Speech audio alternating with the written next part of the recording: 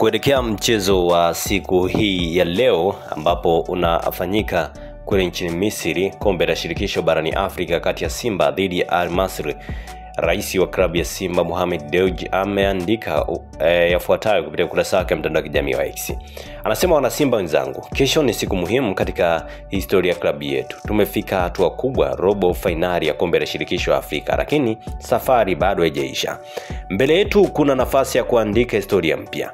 Kwa wenzetu mashujaa, mmefika hapa kwa bidii, nidhamu na moyo wa kujituma sana. Ni wakati wa kupambana zaidi kwa umoja, ari na maoni makubwa.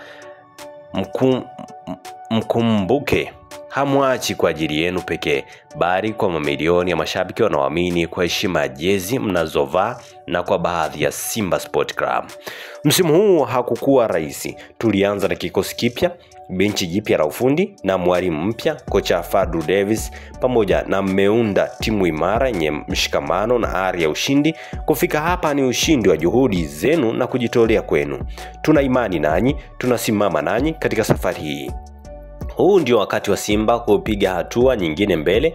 Pambaneni kwa moyo, chezeni kwa kujiamini na tuweke rekodi mpya kwa klabu yetu. Mungu atutangulie. Amemaliza kuandika. Kwa hicho ndicho ambacho alikuwa amekiandika Mo Dewji kuhusiana na klabu ya Simba, ambapo hii leo inashuka dimbani kwa ajili ya kuweza kukipiga katika hatua ya robo finali. Asante kwa kuifuatilia Baharia TV.